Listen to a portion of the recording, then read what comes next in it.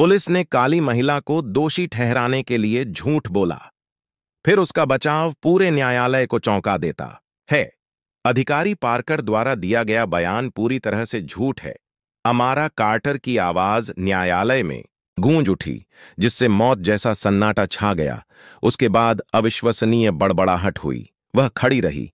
उसकी निगाहें न्यायाधीश पर टिकी रहीं, जबकि गवाह स्टैंड पर बैठे पुलिस अधिकारी ने अपना चेहरा स्पष्ट रूप से सख्त कर लिया। न्यायाधीश विल्सन ने भौहें सिकोड़ीं। सुश्री कार्टर, यह 15 साल की सेवा वाले एक सम्मानित अधिकारी के खिलाफ एक अत्यंत गंभीर आरोप है। मेरा सुझाव है कि आप अपने अगले शब्दों को सावधानी से तौलें। 34 वर्षीय अमारा एक इतिहास की शिक्षिका और सामुदायिक कार्यकर्ता हैं। उन्होंने कभी नहीं सोचा था कि वह एक पुलिस अधिकारी पर हमला करने और गिरफ्तारी का विरोध करने के आरोप में वहां खड़ी होंगी। ऐसे अपराध जो उन्हें 5 साल तक के लिए जेल में डाल सकते हैं और उनका करियर खत्म कर सकते हैं, यह सब एक नियमित यातायात रोक के कारण अमारा के सरकारी वकील, एक घबराए हुए से दिखने वाले हाल ही में विधि विद्यालय से स्नातक, ने चुपके से उसके जैकेट की आस्तीन को खींचा और उसे अभियोजन पक्ष की मेज पर बैठने का संकेत दिया। अभियोक्ता जेनिफर मार्टिनेज ने आत्मविश्वास से मुस्कुराते हुए कहा कि उनके पास एक ठोस मामला है। पुलिस सुधार के लिए शांतिपूर्ण विरोध के कारण अधिकारियों के साथ समस्याओं के इतिहास वाली एक अश्वेत महिला के खिलाफ एक प्रतिष्ठित पुलिस अधिकारी की गवाही। सुश्री कार्टर ने इस समय खुद का प्रतिनिधित्व करने का विकल्प चुना है। माननीय न्यायाधीश ने स्पष्ट किया कि वकील मेरी स्पष्ट सलाह के खिलाफ स्पष्ट रूप से असहज हैं। न्यायाधीश ने आह भरी। बहुत अच्छी तरह से मिस कार्टर, मैं आपकी हताशा को समझता हूं, लेकिन एक कानून प्रवर्तन अधिकारी के खिलाफ निराधार आरोप केवल आपके मामले को नुकसान पहुंचाते हैं। जूरी इस व्यवहार पर विचार करेगी। अधिकारी पार्कर के कनपटियों पर भूरे बाल, सैन्य चाल ढाल और अभियोजन पक्ष के अनुसार त्रुटिहीन रिकॉर्ड। उन्होंने अपनी टाई ठीक की और झूरी की और सीधे देखते हुए ऐसे भाव व्यक्त किए जैसे किसी के साथ अन्याय हुआ हो। यदि आपकी इज्जत हो तो, अमारा ने आगे कहा, मैं अधिकारी पार्कर से 17 मार्च की रात की घटनाओं के बारे में पूछना चाहता हूं। न्यायाधीश ने पहले हिचकिचाहट दिखाई, फिर अनिच्छा से सिर हिलाया। आगे बढ़ें, लेकिन सम्मानजनक बने रहें। अमारा धीरे धीरे गवाह स्टैंड के पास पहुंची। उसका दिल तेजी से धड़क रहा था, लेकिन उसकी आवाज स्थिर थी। यह क्षण हफ्तों की सावधानीपूर्वक तैयारी, रातों की नींद हराम करने और दृढ़ संकल्प का परिणाम था, जो न केवल उसके साथ हुए अन्याय से पैदा हुआ था, बल्कि उसके समुदाय में ऐसे सैकड़ों मामलों के कारण भी पैदा हुआ था। रात 10-15 बजे मेरे पास आए क्योंकि मेरे वाहन की पिछली लाइट टूटी हुई थी। क्या यह सही है? हाँ, यही कारण था कि मुझे रोका गया, पार्कर ने विश्वास के साथ उत्तर दिया। और आपने कहा कि मैं वाहन में बैठे रहने के आपके आदेश की अनदेखी करते हुए अचानक कार से बाहर निकल गया, और जब आपने मुझे रोकने का प्रयास किया तो मैंने आपको धक्का देकर हमला कर दिया। क्या यह सही है कि वास्तव में यही हुआ था? उसकी आवाज में कोई हिचकिचाहट नहीं दिखी। अमारा ने धीरे से सिर हिलाया। दिलचस्प है। वह अपनी मेज पर चली गई और एक छोटी फ्लैश ड्राइव उठाई। माननीय, मैं एक सबूत पेश करना चाहूंगी जिसे केस फाइल में शामिल नहीं किया गया था। अभियोक्ता मार्टिनेज ने तुरंत खड़े होकर आपत्ति जताई। किसी भी सबूत को खोज चरण के दौरान साझा किया जाना चाहिए था। न्यायाधीश ने अमारा सुश्री कार्टर की ओर सख्ती से देखा। यह अत्यंत अनियमित है। यह सबूत कल ही मेरे ध्यान में आया। माननीय, यह उस सड़क के दूसरी ओर स्थित सुविधा स्टोर से सुरक्षा कैमरे की फुटेज है जहां से मुझे हिरासत में लिया गया था। अधिकारी पार्कर के चेहरे का रंग हल्का फीका पड़ गया था। मैं इसकी अनुमति देता हूं, लेकिन ध्यान रखें कि इसे अनुचित समझे जाने पर अनदेखा किया जा सकता है। न्यायाधीश ने कुछ क्षण बाद फैसला सुनाया। जब तकनीशियन प्रदर्शन के लिए उपकरण तैयार कर रहा था, अमारा ने अपने ऊपर सीढ़ियों का भार महसूस किया। दर्शकों के बीच उसने मलिक थॉम्पसन को पहचान लिया, एक खोजी पत्रकार जिसके साथ उसने सामुदायिक परियोजनाओं पर काम किया था। उसकी निगाहें समर्थन का एक मौन संदेश दे रही थीं। कमरे में कोई भी यह नहीं जानता था कि मलिक ने उस साक्ष्य को प्राप्त करने में महत्वपूर्ण भूमिका निभाई थी, और उससे भी अधिक, उस कमरे में कोई भी यह कल्पना नहीं कर सकता था कि वीडियो तो केवल हिमशैल का सिरा था। अमारा के शांत व्यवहार के पीछे न केवल गलत तरीके से आरोपित महिला का दृढ़ संकल्प छिपा था, बल्कि किसी ऐसे व्यक्ति की सावधानीपूर्वक रणनीति थी जिसने अधिकारी पार्कर के व्यवहार में एक परेशान करने वाले पैटर्न को उजागर किया था। एक ऐसा पैटर्न। यदि अन्याय और प्रतिरोध की यह कहानी आपके दिल को छू गई है तो चैनल को सब्सक्राइब करना ना भूलें, ताकि पता चल सके कि कैसे एक साधारण इतिहास की शिक्षिका ने अपने सबसे बड़े अपमान को दशकों से चल रहे प्रणालीगत दुर्व्यवहार को उजागर करने के अवसर में बदल दिया, जिसे तब तक कोई भी साबित नहीं कर पाया था। तकनीशियन ने फ्लैश ड्राइव को प्लग इन किया तो कोर्ट रूम की लाइटें टिमटिमाने लगीं। अधिकारी पार्कर ने अपने हाव भाव को आश्वस्त बनाए रखा, लेकिन उसकी उंगलियां गवाह स्टैंड के किनारे पर घबराहट से थिरक रही थीं। वीडियो में तारीख और समय स्पष्ट रूप से दिखाई देने लगा। 17 मार्च रात 10:15 बजे। कैमरे ने दृश्य को पूरी तरह से कैद कर लिया। अमारा की कार पहले से ही पार्क थी। सभी लाइटें जल रही थीं। अधिकारी पार्कर बस उसके पीछे आ गए। कोई सायरन लाइट नहीं जल रही थी। कोई यातायात उल्लंघन नहीं हुआ था। कमरा चुपचाप देख रहा था। अमारा अपनी कार में बैठी रही। उसने अपनी खिड़की नीचे की और अपने दस्तावेज सौंपे। रिपोर्ट में बताए गए अचानक बाहर निकलने का कोई संकेत नहीं। संवाद सुना नहीं जा सका, लेकिन बढ़ता तनाव स्पष्ट था। फिर बिना किसी चेतावनी के पार्कर ने दरवाजा खोला और अमारा को अत्यधिक बल के साथ बाहर खींच लिया। उसे वाहन की ओर धकेल दिया और उसे हथकड़ी लगा दी। आपका सम्मान, अमारा ने वीडियो समाप्त होने पर कहा। कोई भी लाइट टूटी नहीं थी। मैंने वाहन नहीं छोड़ा और मैंने निश्चित रूप से अधिकारी पार्कर पर हमला नहीं किया। अभियोजक स्पष्ट रूप से हिलते हुए खड़े हो गए। यह वीडियो स्पष्ट रूप से संपादित किया गया है। मूल रिकॉर्डिंग फोरेंसिक विश्लेषण के लिए उपलब्ध है। अमारा ने बीच में टोका। स्टोर 90 दिनों के लिए बैकअप रखता है। अधिकारी पार्कर के चेहरे का रंग पूरी तरह से उड़ गया था। जज विल्सन ने अपने चश्मे को समायोजित किया। अब उनकी अभिव्यक्ति सख्त थी, क्योंकि वह पुलिस अधिकारी की ओर मुड़ी थी। अधिकारी पार्कर, क्या आप अपनी गवाही पर पुनर्विचार करना चाहेंगे? पार्कर ने अपना गला साफ किया। कोई गलतफहमी होनी चाहिए घटनाओं के बारे में। मेरी स्मृति आपकी स्मृति? अमारा ने पूछा। या विशिष्ट नागरिकों के खिलाफ रिपोर्टों को गलत साबित करने की आपकी व्यवस्थित आदत? अभियोक्ता ने आपत्ति जताई। निराधार आरोप, आपका सम्मान। मैं अधिकारी पार्कर के इतिहास के बारे में अतिरिक्त सबूत पेश करने की अनुमति मांगता हूं। यह उस समय की बात है जब युवा पब्लिक डिफेंडर खड़ा हुआ। माननीय, मैं सुश्री कार्टर का प्रतिनिधित्व करना फिर से शुरू करना चाहता हूं। अमारा ने उन्हें आश्चर्य से देखा। मेरा नाम डेनियल रिवेरा है।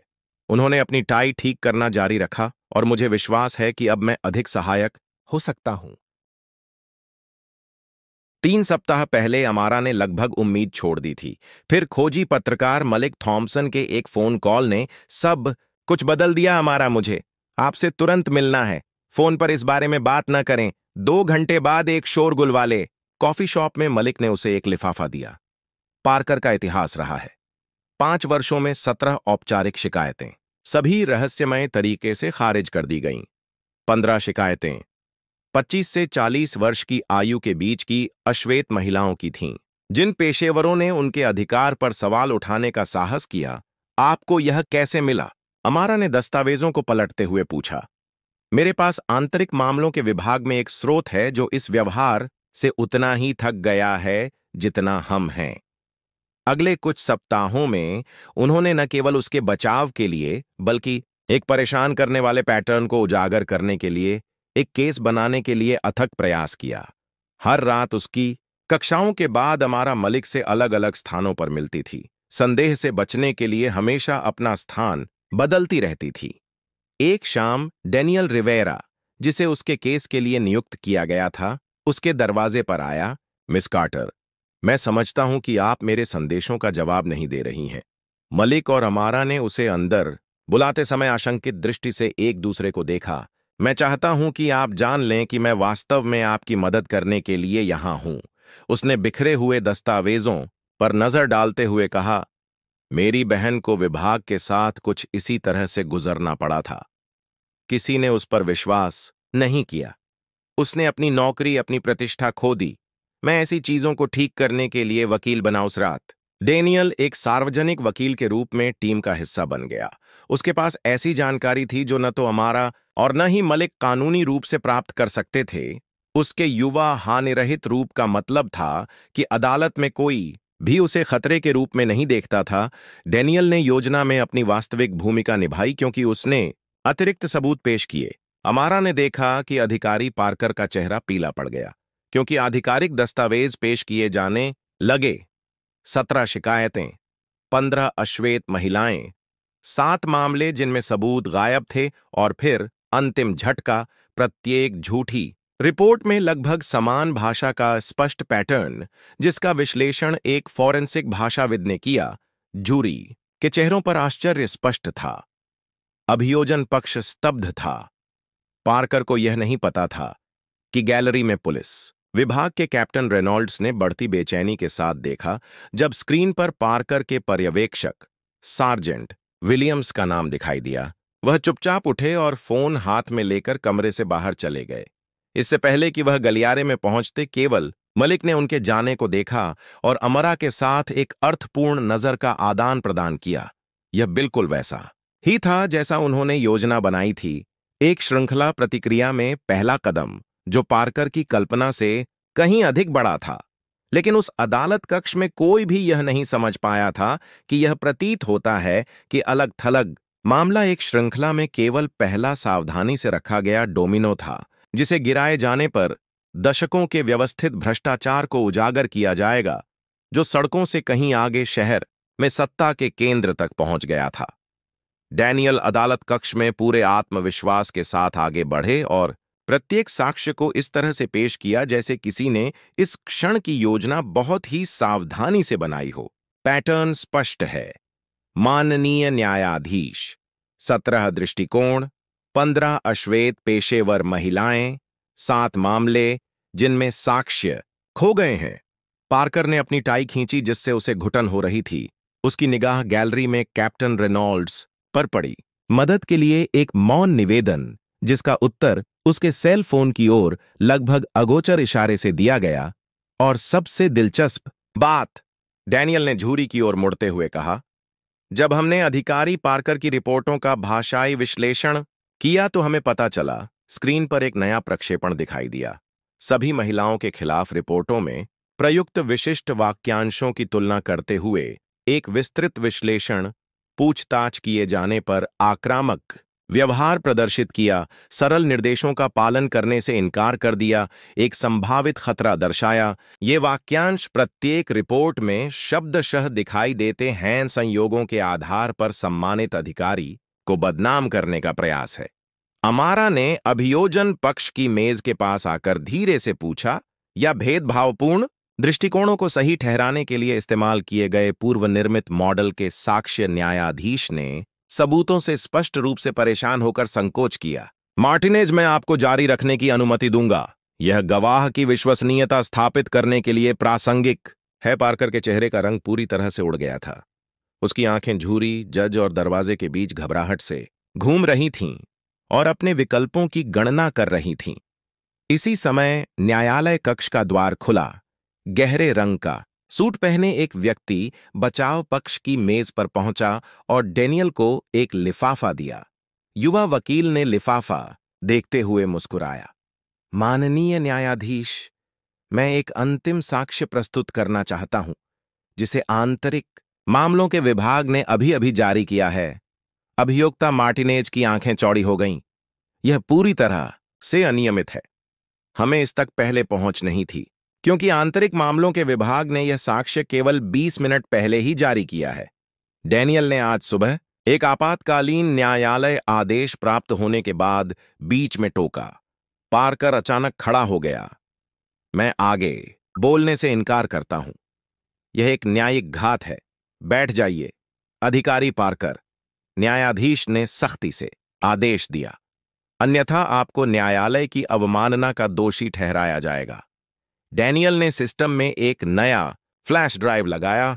जो आप देखने जा रहे हैं वह 17 मार्च की रात को अधिकारी पार्कर के बॉडी कैमरे से ली गई रिकॉर्डिंग है। एक रिकॉर्डिंग जिसे विभाग की फाइलों में भ्रष्ट के रूप में चिह्नित किया गया था। पार्कर का चेहरा पीला पड़ गया। यह असंभव है कि वे रिकॉर्डिंग थीं। उसने बीच वाक्य में ही रोक दिया। उसे बहुत देर हो गई थी। उसे एहसास हुआ कि वह क्या स्वीकार करने वाला था। पूरा कमरा स्तब्ध होकर चुपचाप देख रहा था, क्योंकि वीडियो में न केवल अमारा के साथ उसकी बात की पुष्टि करते हुए बातचीत दिखाई गई थी, बल्कि अधिकारी पार्कर और सार्जेंट विलियम्स के बीच एक बात की बातचीत भी दिखाई गई थी, जो हमेशा की तरह मेरे अधिकार पर सवाल उठाने वाला कार्य करता है। आप प्रक्रिया जानते हैं। उसे गिरफ्तारी का विरोध करने वाली आक्रामक के रूप में चिह्नित करें। वह महीनों से विभाग के खिलाफ विरोध कर रही है। उसे सबक सिखाने का समय आ गया है। कमरे में एक बड़बड़ाहट फैल गई। अभियोक्ता मार्टिनेज ने अपना ब्रीफकेस बंद कर लिया। उसके चेहरे पर निराशा और गुस्से का मुखौटा था, जो अमारा पर नहीं बल्कि उस अधिकारी पर था जिसने उसे गुमराह किया था। आपका सम्मान, उसने कहा। अभियोजन पक्ष मिस कार्टर के खिलाफ सभी आरोपों को वापस ले रहा है और झूठी गवाही, सबूतों को गलत साबित करने और व्यवस्थित भेदभाव के लिए अधिकारी पार्कर की पूरी जांच की मांग कर रहा है। न्यायाधीश ने गंभीरता से सिर हिलाया। अधिकारी पार्कर, आप अदालत की अवमानना और संभावित झूठी गवाही के लिए अगले आदेश तक गिरफ्तार हैं। जूरी को बर्खास्त कर दिया जाता है क्योंकि बैफ पार्कर के पास पहुंचे। अंततः उसने अपना संयम खो दिया। आप समझ नहीं रहे हैं कि वह और उसके जैसे लोग हमारे अधिकार को कमजोर कर रहे हैं। विलियम्स ने यह सब स्वीकृत किया। कप्तान जानता था कि उसे चुप करा दिया गया था क्योंकि उसे बाहर ले जाया गया था। उसके हताश शब्द और भी गहरे रहस्योद्घाटन की प्रतिध्वनि कर रहे थे। अमारा शांत रहा, जबकि पत्रकारों ने कमरे में बाढ़ ला दी थी। डैनियल ने उसके कंधे पर हाथ रखते हुए मुस्कुराया। हमने यह किया नहीं, उसने धीरे से जवाब दिया। हमने अभी तो शुरुआत की है। न्यायालय के बाहर मलिक एक विवेकपूर्ण मुस्कान के साथ प्रतीक्षा कर रहे थे। उनके हाथ में एक फ्लैश ड्राइव था, जो पहले प्रस्तुत की गई फ्लैश ड्राइव के समान थी।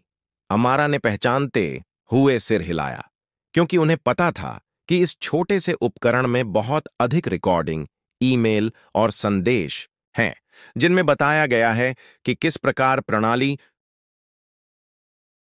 समस्याग्रस्त अधिकारियों की रक्षा करती है, अल्पसंख्यकों की शिकायतों को नजरअंदाज करती है और दंड से मुक्ति की संस्कृति को बनाए रखती है। अमारा का मामला अंत नहीं, बल्कि उत्प्रेरक था। न्यायालय की सीढ़ियों पर बने अस्थायी प्रेस कक्ष में उन्होंने अपनी व्यक्तिगत जीत के बारे में बात नहीं की, बल्कि उन 14 अन्य महिलाओं के बारे में बात की जिन्हें उसी अधिकारी ने चुप करा दिया था। और जब कैमरों ने लाइव प्रसारण किया तो उन्होंने न केवल दुर्व्यवहार करने वाले पुलिस अधिकारियों को, बल्कि उन्हें बचाने वाली प्रणाली को भी जवाबदेह ठहराने के लिए एक गठबंधन के निर्माण की घोषणा की। कोई भी यह अनुमान नहीं लगा सकता था कि अधिकारी पार्कर के करियर का पतन संस्थागत डोमिनोज प्रभाव में केवल पहला डोमिनोज था। इसके बाद के हफ्तों में जब अमरा मलिक और डैनियल द्वारा एकत्र किए गए साक्ष्यों ने पार्कर से कहीं अधिक शक्तिशाली नामों को प्रसारित करना शुरू किया, तो उन्हें पता चला कि कोई भी बैज शीर्षक या राजनीतिक संबंध उन्हें उस सत्य से नहीं बचा सकता जिसे एक इतिहास के शिक्षक द्वारा सावधानीपूर्वक प्रलेखित किया गया था, जो वास्तव में जानता था कि अन्याय के साम्राज्य अंततः महान युद्धों के माध्यम से नहीं, बल्कि छोटी दरारों के माध्यम से गिरते हैं, जिन्हें प्रकाश में आने पर अनदेखा नहीं किया जा सकता है। अधिकारी पार्कर के भ्रष्टाचार को उजागर करने वाले मुकदमे के 6 महीने बाद छोटा सा सामुदायिक कक्ष खचाखच भरा था। दर्जनों चौकन्ने चेहरे अमारा कार्टर को देख रहे थे, जो अब एक राष्ट्रीय स्तर पर मान्यता प्राप्त व्यक्ति हैं, क्योंकि उन्होंने नागरिक अधिकारों और पुलिस दुर्व्यवहार का दस्तावेजीकरण करने पर एक कार्यशाला का नेतृत्व किया था। हमें अपनी सुरक्षा के लिए सिस्टम का इंतजार नहीं करना पड़ता है, उन्होंने स्पष्ट किया। उनकी आवाज में एक शांत विश्वास था जो अधिकार प्रकट करता था। हम व्यवस्थित दस्तावेजीकरण और सामूहिक कार्रवाई के माध्यम से एक दूसरे की रक्षा करना सीख सकते हैं। कमरे के पीछे डैनियल रिवेरा अब घबराए हुए सार्वजनिक वकील नहीं रहे, बल्कि अब पुलिस जवाबदेही के लिए गठबंधन के सम्मानित कानूनी निदेशक अपने बगल में गर्व से मुस्कुरा रहे थे। मलिक थॉम्पसन ने खोजी रिपोर्टों की अपनी पुरस्कार विजेता श्रृंखला के लिए नोट्स लिए, जो देश भर में इसी तरह के मामलों को उजागर करती रहीं। हमारा के मामले ने बिल्कुल वैसा ही डोमिनोज प्रभाव शुरू कर दिया था जैसा उन्होंने योजना बनाई थी। अधिकारी पार्कर के खिलाफ प्रारंभिक जांच जल्दी ही विभाग की पूरी जांच में बदल गई, जिसमें अश्वेत महिलाओं के खिलाफ दुर्व्यवहार के एक व्यवस्थित पैटर्न का खुलासा हुआ। सार्जेंट विलियम्स को निलंबित कर दिया गया और उन पर आपराधिक आरोप लगाए गए। कैप्टन रेनॉल्ड्स ने शुरू में मामले को छिपाने की कोशिश की, लेकिन अंततः उन्हें तब अपमानजनक तरीके से इस्तीफा देना पड़ा जब अधिकारियों को उपद्रवियों से निपटने के निर्देश देने वाले उनके टेक्स्ट संदेशों का खुलासा हुआ। जहां तक अधिकारी पार्कर का सवाल है, उनका पतन आश्चर्यजनक था। उन्हें झूठी गवाही और साक्ष्यों से छेड़छाड़ का दोषी ठहराया गया। उन्होंने न केवल अपना बैज खो दिया, बल्कि अपनी पेंशन भी खो दी। अपने वरिष्ठों को दोषी ठहराने के उनके हताश प्रयास ने उनके अपमान को और बढ़ा दिया। अब वे शहर के बाहरी इलाके में एक छोटे से मॉल में रात्रि सुरक्षा गार्ड के रूप में काम करते थे। अपने रिकॉर्ड के अनुसार उन्हें यही एकमात्र पद मिल सकता था। मैं अभी भी अन्य 14 महिलाओं के मामलों पर नजर रख रही हूं। उनमें से 12 के दोष सिद्धि को 2 मामलों में पलट दिया गया है। दुर्भाग्य से नुकसान पहले ही हो चुका है। एक महिला ने अपने बच्चों की स्थायी अभिरक्षा खो दी है। एक अन्य महिला ने अपना आशाजनक चिकित्सा करियर खो दिया है, लेकिन हम उचित मुआवजे के लिए लड़ रहे हैं। अगली पंक्ति में न्यायाधीश विल्सन ने अमारा के मुकदमे के बाद ध्यान से सुना। वह एक अप्रत्याशित सहयोगी बन गई थी। उसने अपने न्यायालय में नए पारदर्शिता नियमों को लागू किया और न्यायिक प्रणाली में सुधारों के लिए जोर दिया। सत्ता कभी भी स्वेच्छा से हार नहीं मानती।